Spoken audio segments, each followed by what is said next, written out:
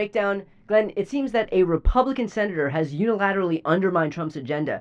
As we know, Ed Martin, who is the interim U.S. Attorney in Washington, D.C., that's the office you used to work at for decades, he is seeking confirmation to be permanent U.S. Attorney out of Washington, D.C. But Thom Tillis has come forward and said that he isn't going to vote for Ed Martin. And so, what was your reaction to the fact that Ed Martin's confirmation here seems to be thwarted by a Republican senator? You know, Brian, my reaction is hallelujah for the rule of law and for the safety of the people of the District of Columbia. This is not hyperbole to say Ed Martin is a danger to the people of the District of Columbia. This is a guy who helped organize the Stop the Steal campaign, who is an election denier. This is somebody who Donald Trump installed as acting and then interim U.S. Attorney to be the top prosecutor in Washington, D.C. This man has not prosecuted one day in his life, not so much as a traffic violation. He was a defense attorney, and he represented some of the January 6th rioters and insurrectionists. Now, I don't criticize him for that because the Sixth Amendment gives everybody a right to competent and zealous counsel. However, when he came, marching into the U.S. Attorney's office in D.C., Brian, here's some of what he did. One of his first acts was he fired more than 24 prosecutors who had the nerve to prosecute January 6th defendants, rioters, insurrectionists, hold them accountable for the crimes they inarguably committed at the Capitol on January 6th. So believe it or not, Ed Martin decided they all had to go, and they were virtually marched out of the D.C. U.S. Attorney's Office. They were sort of in a probationary status, some of those prosecutors, but then you know what he did to the permanent prosecutors? He took 7 of the most experienced, accomplished prosecutors. These are my friends and former colleagues, some of whom I tried their first murder case with.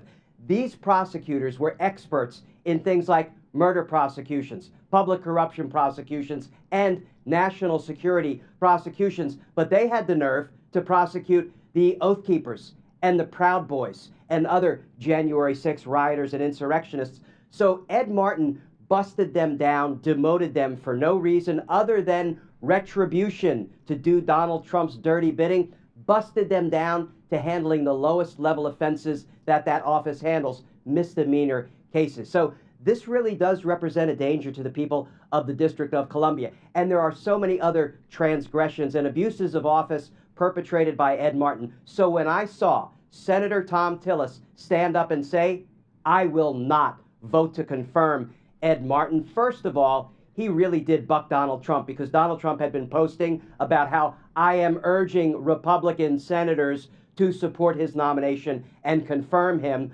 That was a lot of pressure coming from the White House. But here is the real reason that Thom Tillis's vote, one vote though it may be, is so important. He's on the Senate Judiciary Committee, which is a 10-12 split, 10 Democrats, 12 Republicans. And if just one Republican votes against Thom Tillis, it's an 11-11 tie, and Martin doesn't even make it out of committee to get a full Senate vote. So it looks like the Ed Martin nomination is, if not dead, it's on life support, and they're about to pull the plug. In fact, Senate Majority Leader Thune has gone on record as saying it looks like that, Martin's nomination may not make it. It's not a done deal, but it is very close, and it's a very good day for both the rule of law and the people of Washington, D.C.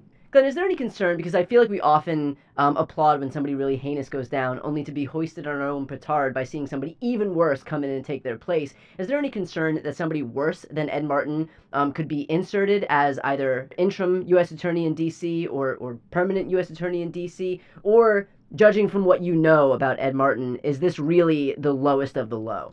Yeah, 2 great questions, Part A and Part B. Part A, you bet there's concern, significant concern. Think about where we went on the Attorney General front. We started out with potentially Matt Gaetz. We all thought, the world might come to an end if he was confirmed as Attorney General. And then who did we get once Matt Gaetz had his nomination pulled by the White House? We got Pam Bondi. And look at what an absolute train wreck for both the rule of law and loyalty to the Constitution Pam Bondi has proven herself to be. I'm not sure there's any daylight between how Matt Gaetz and Pam Bondi would have actually comported themselves as AG. Other than the fact that Pam Bondi, as best we know, has never been investigated for child sex trafficking. Of course, Matt Gaetz was never indicted. The case kind of fell apart. But yeah, I think either one of those would have been horrific choices for both the rule of law and the American people. So sometimes we take this approach, hey, the devil we know. And right now, Ed Martin is the devil we know. But Brian, he has so decimated the morale of the people at the D.C. U.S. Attorney's Office, and he poses such an imminent danger to the people of Washington, D.C., where it's clear he doesn't care about having efficient, effective, and experienced prosecutors protecting the people of D.C. You know, he just wants to do Donald Trump's revenge bidding that it's hard for me to envision, and I may rue the day I say this, it's hard for me to envision someone worse than Ed Martin. But Ed Martin is so bad that we have to dislodge him, and then we'll take our chances to see who Donald Trump might try to, cram into that position in the aftermath of Ed Martin. Glenn, are you hearing anything from the folks who are still working under Ed Martin in terms of this new development, how they might feel? Yeah, Brian, the prosecutors who are still there are very discreet, and they're not going to speak out of school. Just as when I was a prosecutor for 30 years, I was prohibited from sort of disclosing or divulging anything that was going on inside the U.S. Attorney's Office that might sort of compromise ongoing investigations, for example. But you know what? These folks are a couple of people removed. The former U.S. attorneys, in fact, Brian, there's something called the United States Attorneys Association that includes hundreds and hundreds of current and former prosecutors who had the honor of working for the D.C. U.S. Attorney's Office. And the sentiment is seeping out that Ed Martin is an unmitigated train wreck. I mean, just what's been publicly reported. He has been going after his own prosecutors, for example, investigating them because they had the nerve to handle J6 cases. Specifically, there was a charge for obstructing an official congressional proceeding, the certification of the results of the 2020 presidential election, that was deployed. That charge was brought against many, many J6 defendants because it was approved all the way up through the highest chain of command at the Department of Justice. Then they won convictions on that charge. Then judge after judge after judge, I believe 20 judges in all, trial court judges and appeals court judges, all said you were absolutely justified in bringing that charge. And they affirmed those convictions one after another. But then a handful of Supreme Court justices, you can probably guess who they are, said, you know what? Yeah. We don't think that was an appropriate charge to bring. The prosecutors did nothing wrong. But you know what Ed Martin has done to his own prosecutors? Said, you all are bad prosecutors for bringing those charges, and we're going to look into the decisions you made. These were decisions that were vetted up through the highest, echelons of the Department of Justice. It doesn't really get more demoralizing than that. So yes, sentiment seeps out, and I think it will be a very happy day for not only the people of the District of Columbia, but the prosecutors at the U.S. Attorney's Office when and if Ed Martin is moved out of that position, and then we'll have to take our chances to see who Donald Trump might try to put up for that job next.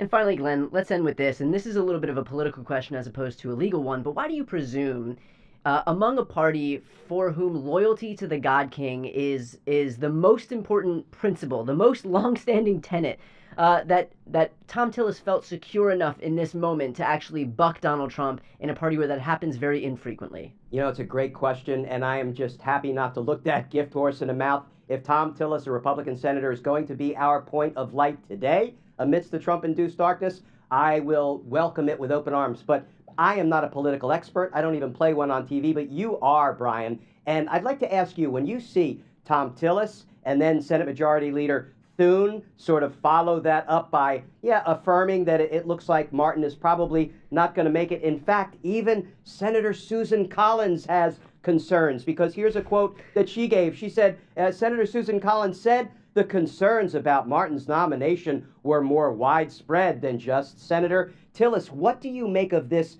politically? Could this be, and I'm hoping you'll say yes, could this be the start of a movement in favor of the rule of law?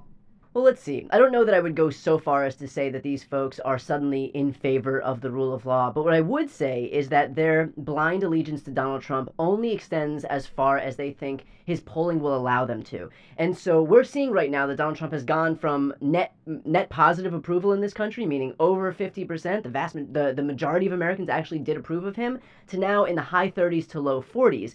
And so far from Donald Trump being the only thing that serves as an existential threat to their reelection prospects, now, because he is so unpopular and they've hitched their wagons to his, now their continued allegiance to him is what actually puts their own reelection prospects at risk. And And so we are going to start to see more and more Republicans feel secure in their willingness or ability to actually distance themselves from Donald Trump. Because, like I said, if he's going to serve as an albatross around their necks, by virtue of, having a 39% approval rating where he's underwater on every single issue that pollsters poll on, even including the economy and immigration, which are generally his best issues, then what incentive do these Republican senators have to cling on to him? And so as he continues to lose broader and broader swaths of the American people, I think that we are going to see some of these Republicans more confident in their willingness to buck him, and we're seeing that right now. I think a few months ago, the notion of alienating one of Trump's appointees or nominees would be just completely unheard of. It is why we have Pete Hegseth, a weekend Fox anchor, in charge of the military. It's why we have a kook like RFK Jr., who is an avowed anti-vaxxer, in charge of our nation's healthcare apparatus. And so the fact that we have so many of these people in office is a testament to the grip, the ironclad grip that Trump had on all these Republican senators because of his high polling. But now that that's going away, now that he's losing the support of Americans, I think that will free up some of these Republican senators, not because they're doing this out of some a sense of virtue or principle, but simply because it's most politically expedient for their reelection prospects. But look, we'll take what we can get at this point. Yeah. So Brian, you're saying there's a chance. I'm saying there's a chance. Look, if the vast majority of Americans will defer to these pro-democracy positions, then maybe that might be the incentive that these Republican senators need to buck Donald Trump on these issues. Again, not because they care about democracy or law and order, but because if too many people err on the side of those issues and too many people are against Donald Trump, then that may very well just be the way that the wind is blowing. And as we've seen in more cases than we're comfortable with, many of these Republican politicians, they'll just go in whatever direction the wind blows them. So with that said, we will, of course, stay on top of what happens in these hopefully final days of Ed Martin's flailing nomination. For those who are watching right now, if you'd like to follow along, please make sure to subscribe. The links to both of our channels are right here on the screen. It's the best way to support our work and the best way to support independent media more broadly. I'm Brian Teller Cohen. And I'm Glenn Kirshner. You're watching The Legal Breakdown.